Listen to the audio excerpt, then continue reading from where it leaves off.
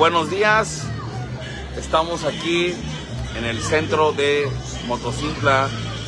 A nuestra izquierda se encuentran festejando el tradicional desfile sobre la Revolución Mexicana, donde pasan distintas escuelas, jardín de niños, primarias y secundarias. La importancia de la Revolución Mexicana es tanta que no se puede entender la historia de nuestro país sin dicha revolución. Quiero hablar un poquito sobre qué fue la Revolución Mexicana, porque pues se hace un desfile, pero tal vez no se tiene mucha idea de lo que es la Revolución Mexicana. La Revolución Mexicana comienza, o la pre-revolución comienza ante el hartazgo social de la reelección del general Porfirio Díaz. En una dinámica donde había varias facciones de grupos, entre los científicos, los reyistas, los nuevos pensadores, comenzó a haber una crítica desde los Flores Magón. El magonismo es uno de los movimientos que precede a la Revolución Mexicana. Ricardo Flores Magón, Enrique Flores Magón y Jesús Flores Magón, a través de un periódico que se llama Regeneración, y posteriormente el hijo del Aguizotle, empiezan a criticar el gobierno autoritario de Díaz. Ahí empieza más o menos la revolución, que dichos personajes, también estaba Juan Sanabria, por ejemplo, que comenzaron en el grupo liberal Ponciano Arriaga de San Luis Potosí, donde también estaba, por ejemplo, Antonio Díaz Soto y Gama, que va a ser el ideólogo del zapatismo. También va a estar Madero va a ser de los que va a estar patrocinando dicho grupo, y que va a ser dirigido por Camilo Arriaga, hijo de Ponciano Arriaga, que fue un juarista del siglo XIX. Ahí habla la importancia de este grupo de intelectuales como críticos del porfiriato, del gobierno. Por eso es que yo hago tanto hincapié en la importancia de los intelectuales en la revolución. Los intelectuales son los que precedieron a la revolución. Toda revolución política, toda revolución social, toda revolución incluso armada es precedida por una revolución del pensamiento, una revolución del conocimiento.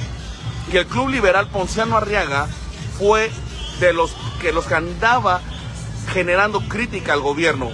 Insisto, en ese Club Ponciano Arriaga estaban los Magón, estaba Antonio Díaz Soto y Gama, estaba Juan Sarabia y estaba el mismo Camilo Arriaga. Entonces, estos grupos son importantes porque no se puede entender la revolución sin el intelecto, sin el conocimiento.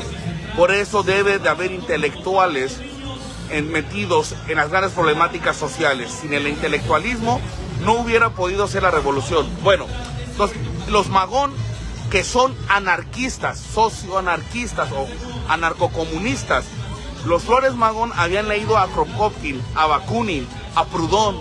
Entonces, la escuela anarquista está en los Magón, para aquellos que solamente, y ese es el problema del zapatismo, que fue el provincialismo, que solamente se dedicó a hablar de su provincia y sus problemas. Pero los Magón son muy importantes, pero eran anarcocomunistas, influenciados por los anarcocomunistas europeos. Entonces, dejémonos también con ese provincialismo que hay fuera de las ciudades y que solamente se lee y se piensa desde los autores de dicha población. Entonces, claro que fueron los anarquistas europeos los que influenciaron en los Magón. Entonces, el movimiento prerevolucionario viene con los Flores Magón. De 1890 a 1906-7, los Magón, desde México y después desde Estados Unidos, empiezan a atacar al gobierno de Díaz. Bueno, ¿cuándo aparece Madero? Madero, para aquellos que piensan que si no eres pobre o no eres una persona indígena no puedes ser un luchador social. Bueno, Madero rompe el molde. Madero era una persona de mucho dinero. La familia de Madero era de las familias más ricas de Coahuila. Madero viene de estudiar en Francia, viene de estudiar en Estados Unidos, y Madero es espiritista. Madero es influenciado por el pensamiento de Allan Kardec. Entonces Madero se entiende como un medium espiritista por el cual un espíritu escribe a través de él. Entonces Madero desde 1902 a 1908 va a estar escribiendo en este marco del espiritismo. Pero van a finales de 1908, Madero va a empezar a decir que los espíritus le comentan que él tiene que salvar a su país, que él va a ser el prócer de su nación y que no puede ser indiferente ante la situación política de su país.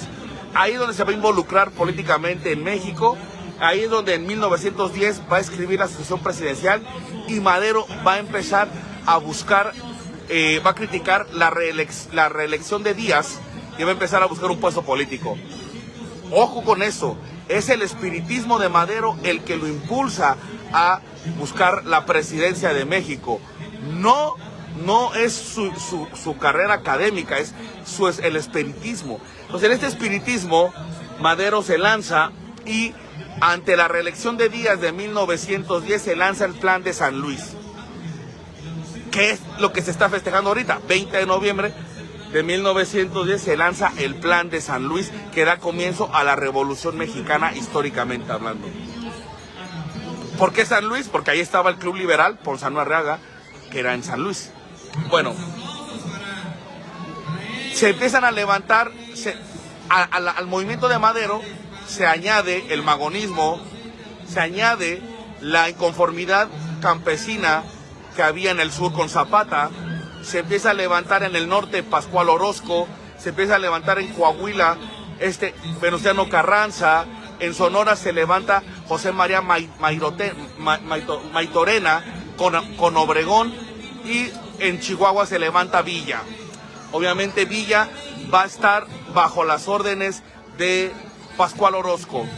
Entonces empiezan estas luchas armadas y en 1911, en los tratados de Juárez, cuando se toma Juárez, Porfirio Díaz deja la presidencia y termina la primera etapa de la Revolución Mexicana. La primera etapa de la Revolución Mexicana se basa en esa lucha contra Díaz, donde se levanta Madero, se levanta Zapata, se levanta Villa, Pascual Orozco y se levanta también Carranza, Maytorena y muchos más, Obregón, varios se levantan.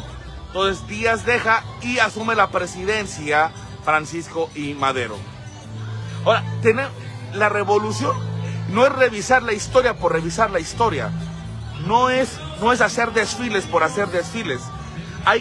La historia nos tiene que enseñar en la actualidad. Y hay que aprender dos cosas de la primera etapa de la revolución. Una, no se puede hacer revolución sin conocimiento, no se puede hacer revolución sin intelectuales, no se puede hacer revolución sin académicos y obviamente no se puede hacer revolución sin fuerza militar y sin caudillos, lamentablemente. Entonces tenemos que entender cómo el Club Liberal ayudó mucho. Por eso los intelectuales de cada ciudad, y yo hago un llamado a los intelectuales y a los pensadores de Motocintla, tienen que involucrarse en los asuntos sociales y políticos de su nación. La revolución se los demanda. Todo pensador o intelectual que crea ser una persona en distintas áreas pensante, tiene que comprometerse con la labor social y política de su país. El nihilismo no cabe en la Revolución Mexicana. Y ahí vemos a grandes intelectuales del Club Liberal Ponciano Arriaga. Segunda enseñanza que nos da la revolución en la primera etapa, el error de Madero. Madero, al ser espiritista, el espiritismo va en contra de la violencia, es pacifista por naturaleza y el espiritismo no permitía matar. Madero, al no deshacerse de los porfiristas, llámese Victoriano Huerta, llámese Bernardo Reyes, llámese Félix Díaz, Madero pecó en sí mismo y fue asesinado por eso. Madero nada más gobernó 2 años, pero hubo varias etapas donde él pudo haber evitado la traición que venía.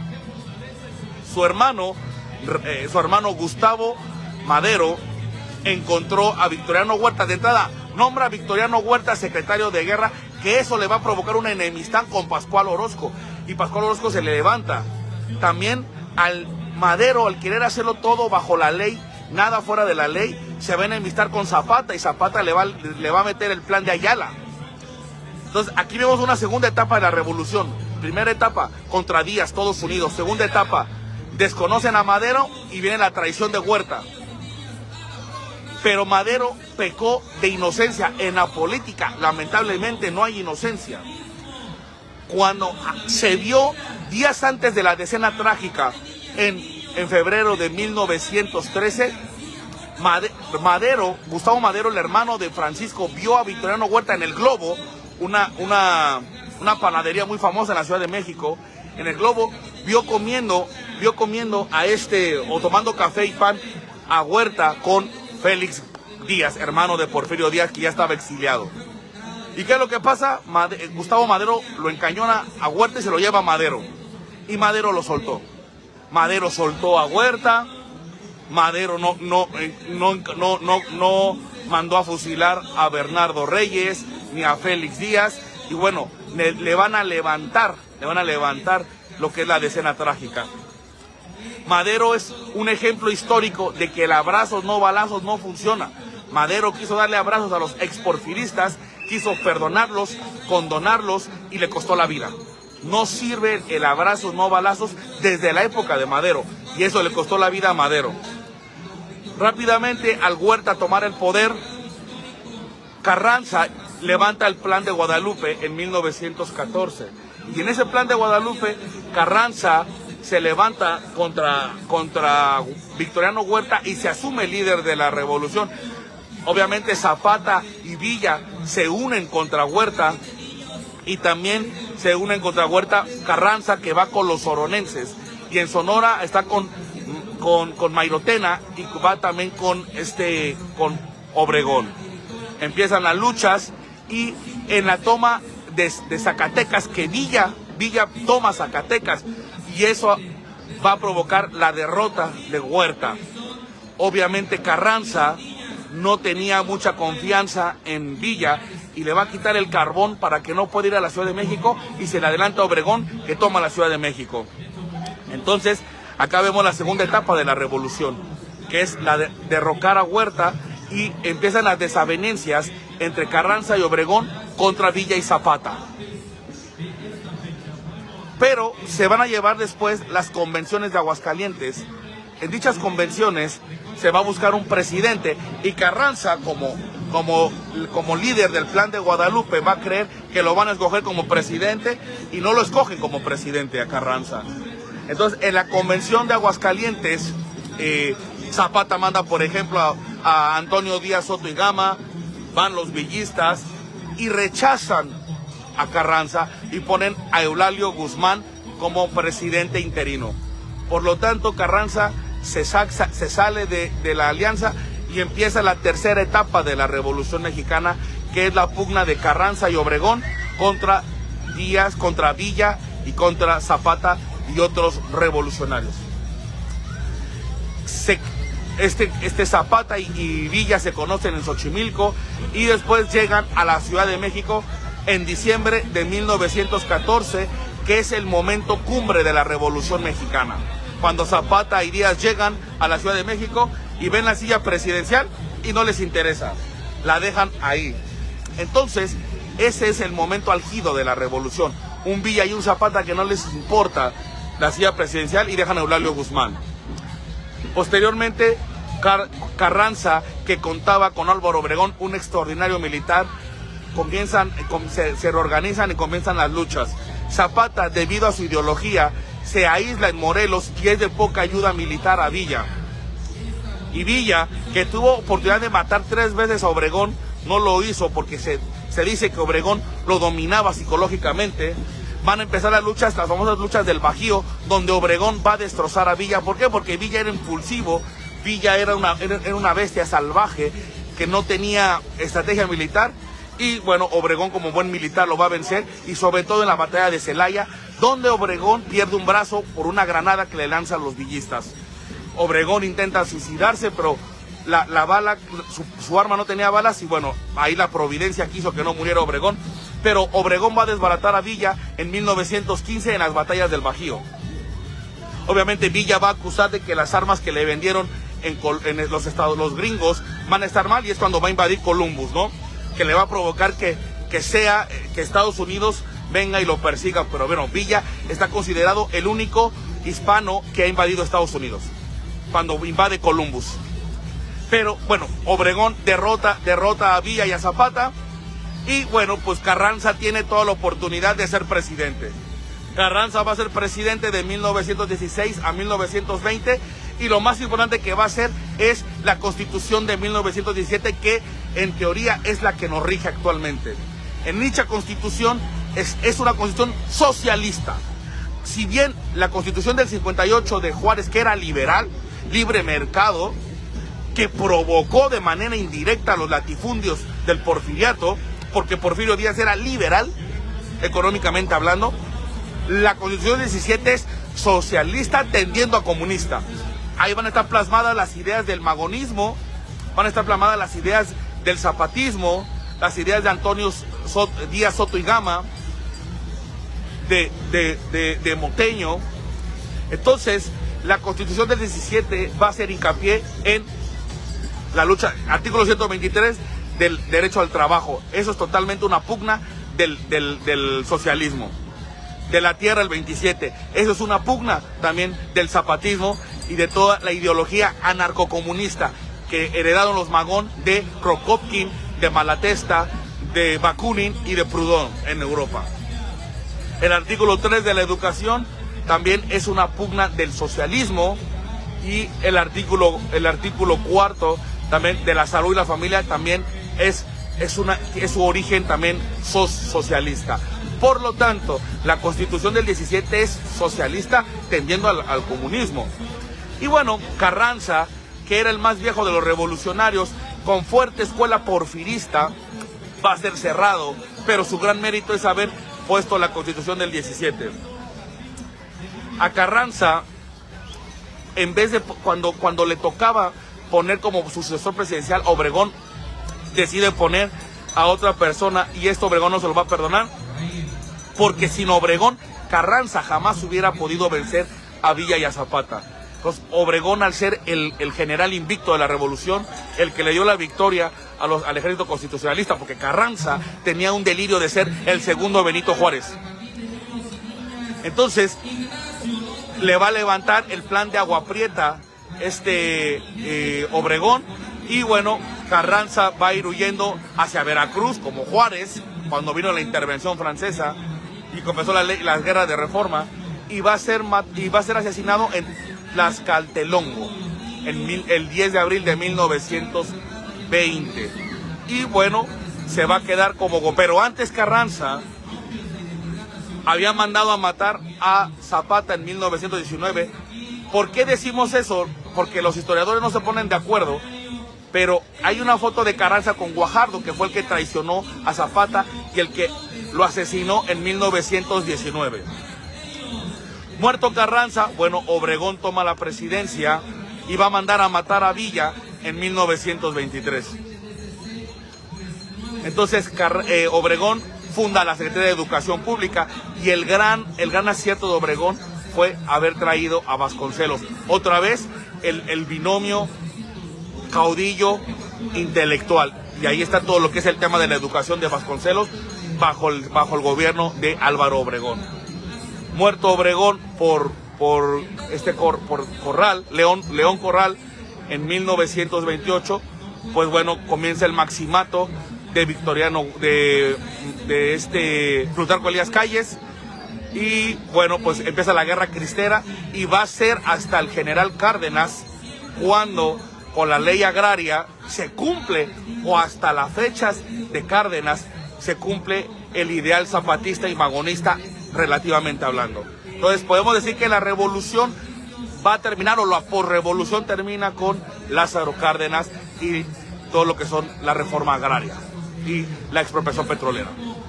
Bueno, qué me gustaría hoy para cerrar, hablar sobre qué nos deja la revolución? La Revolución Mexicana nos deja 3 binomios. Primer binomio, Carranza y Álvaro Obregón. Es el político y el líder militar, el caudillo. Esto fue el modelo victorioso, porque ¿quién ganó la revolución? Los sonorenses ganaron la revolución con Obregón y con Elías Calles. Entonces, este tipo de situación se va a proyectar en el presidencialismo priista, que es el modelo que gobernó México presidencialista, que es un líder político con un ejército fuerte, Carranza con Obregón.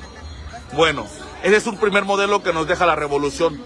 El segundo modelo, que es, creo yo, el que deberíamos de imperar, es el de Zapata con Antonio Díaz Soto y Gama.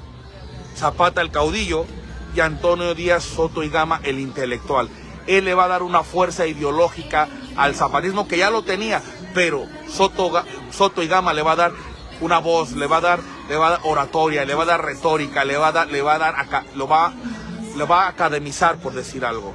Esta es el binomio que yo creo que necesita México: un líder político, un caudillo y un intelectual. El intelectualismo con la fuerza política es lo que necesita México. El conocimiento, creo yo, que es lo que puede aminorar el poder y sacar adelante México. Y un tercer modelo que nos deja la revolución y que creo yo que es el que impera ahorita, es el de Villa con su mano derecha, el infame Adolfo Fierro, el carnicero, un asesino que masacró miles de civiles, al igual que Villa. Pero recordemos que el villismo nos deja algo, que la historia no la podemos juzgar desde la moral, porque si a Villa lo jugamos desde la moral, no puede ser de ninguna manera un héroe patrio, pero la historia no se puede juzgar desde la moral y por eso Villa es un héroe patrio. Pero este binomio Villa con Fierro es el binomio actual, que es un político, un caudillo, lidiando con asesinos, con delincuentes, con deshumanos, con bandoleros. Este es el modelo que opera actualmente en México, el modelo Villa con Adolfo Fierro. Entonces cierro con esto. El espiritismo de Madero nos deja que no puede haber líderes políticos sin un ideal trascendental. Todo líder político tiene que creer que está escogido por la providencia, sin caer en un tema religioso o en un tema de trascendentalidad que puede cambiar a su nación. Yo creo que puedo cambiar yo a mi nación.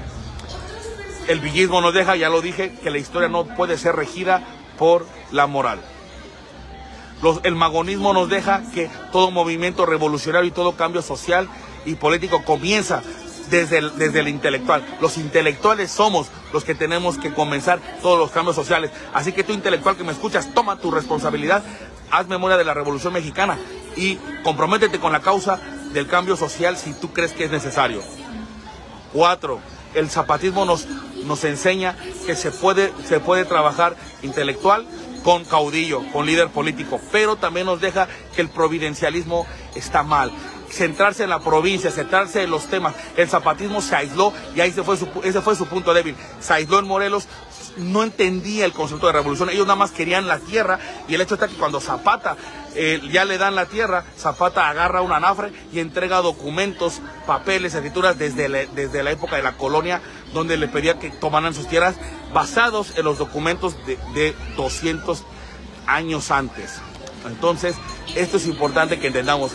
El pensamiento tiene que ser abierto, recordando que los Magón tomaron su ideología de los grandes anarquistas europeos como Proudhon, Bakunin y Malatesta y Prokopkin.